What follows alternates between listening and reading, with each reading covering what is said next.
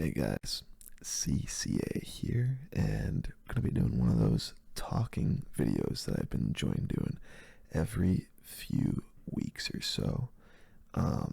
If you don't want to be watching this, you prefer the other Clash Royale content and stuff like that, you can even go to my new channel that I started, linked in the description. It's called Lipa CR, and I'm gonna be trying to get like weekly videos on there. I'm not really too sure still of like how often I want to post on that, but there is a video up there if you want to watch it, and also a bunch of other videos that I've posted. But today I want to talk a little bit about something that I talked about earlier in the year, when it first happened, and that is that I had a tumor. Yeah. It was pretty crazy, by the way. Just to address, I am doing a little bit of soft speaking in this video, because I've had some people ask for it instead of the whispering, so just trying something new. But yeah, I had a tumor earlier this year. It was benign, but if it was left untreated and didn't get removed, it could have become cancerous, which was pretty crazy.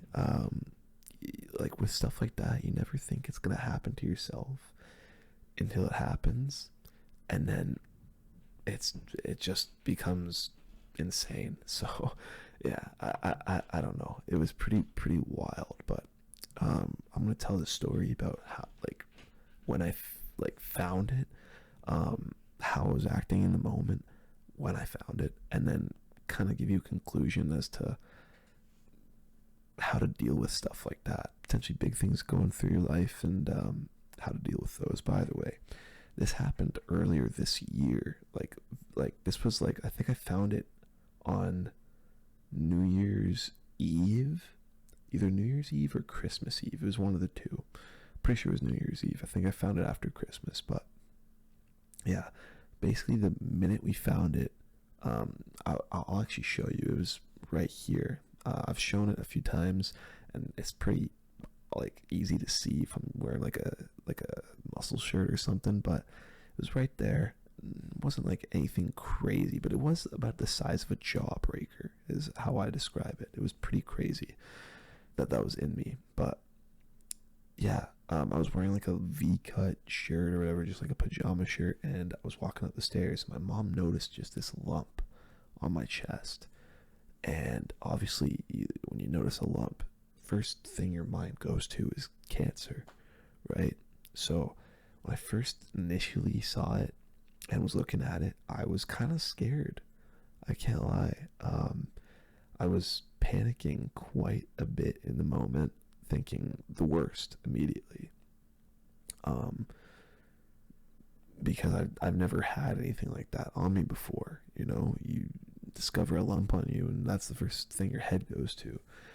I did end up speaking with a couple people after, and I was calmed down pretty easily, because, you know, you can't be thinking the worst case scenario in situations like that. And so I got calmed down pretty fast, but we ended up trying to go to the hospital that day, the day we found it. But of course, because it was New Year's Eve, everything was closed. So I couldn't just go into a walk-in. I had to go to the ER, which was packed.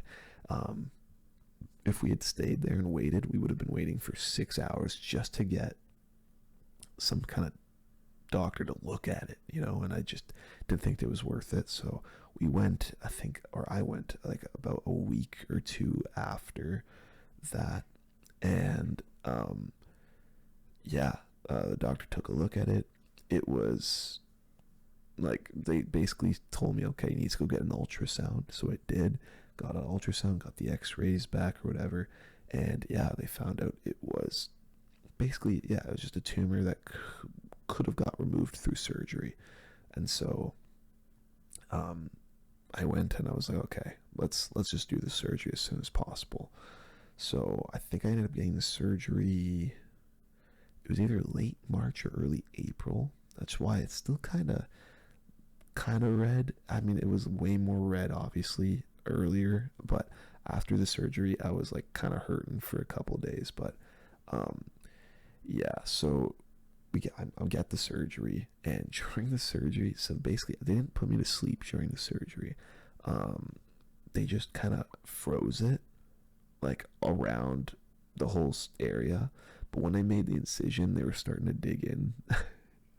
It was really, it really hurt a lot. I don't think they froze it completely properly.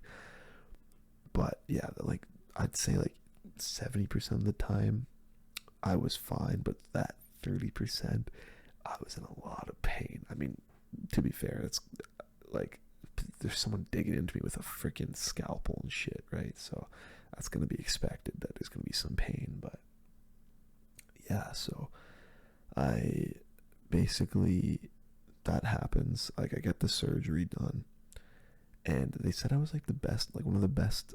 Not even just saying this, I swear to God they said this. I was one of the best patients they had, because I feel like I wasn't really showing the fact that I was in pain the whole time. But yeah, it was pretty crazy. Like I said, you never think something like that's gonna happen until it happens to you. Luckily, it was benign, like I said.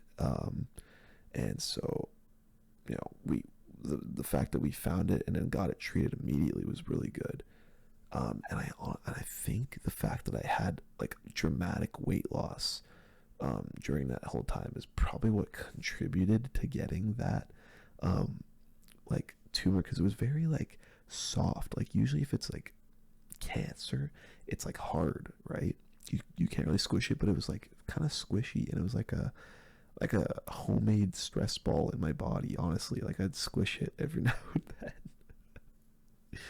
But yeah, so either way, the reason I'm telling this story is because first of all, when I first discovered that I had that lump in my chest, I immediately thought of the worst possible case scenario, and I started panicking, and I didn't know what to do. Looking back, that was so silly, you know. Why? And I'm pretty good at usually not doing that. Like, I'd like to think I am very much someone who doesn't get anxious ever, which is a good thing, but also kind of a bad thing sometimes. It was really something, definitely a bad thing when I was in school. I never really got anxious, and which is why I very rarely studied for anything in school, and just kind of winged a lot of stuff. But yeah, I'm usually pretty good at that. But in this, you know, select incident, I wasn't. I definitely lost my cool, and it took, you know, speaking with my father and him calming me down to actually calm me down.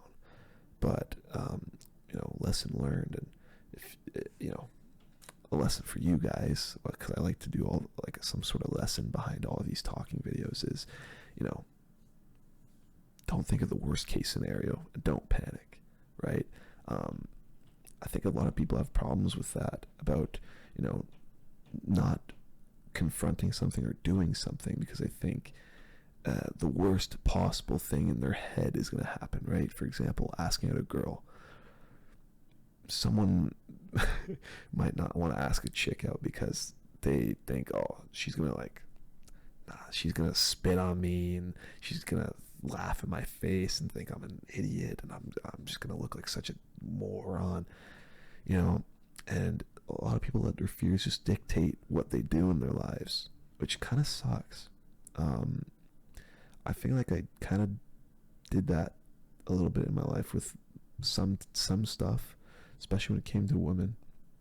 But I've definitely outgrown that a little bit, I think. And yeah, just don't let your fears dictate your decisions in your life. You know, don't panic.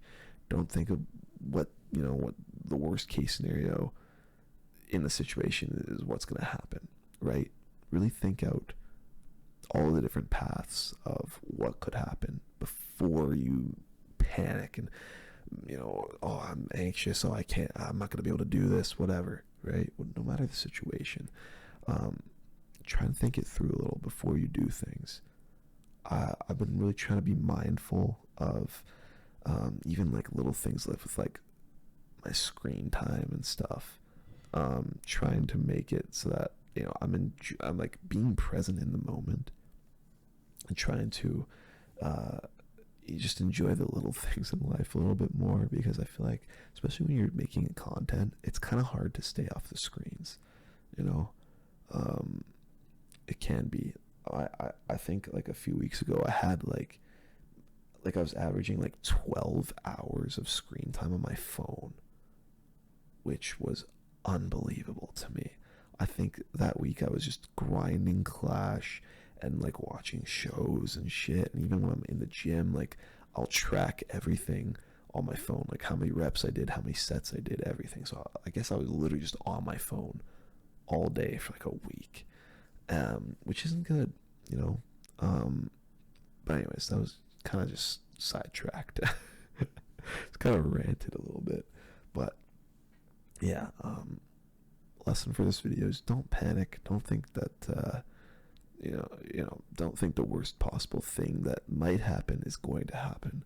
Um, really think things through before you panic, and just try your best not to jump to horrible conclusions. Don't let fears dictate how you live out your life, and try your best to enjoy the little things.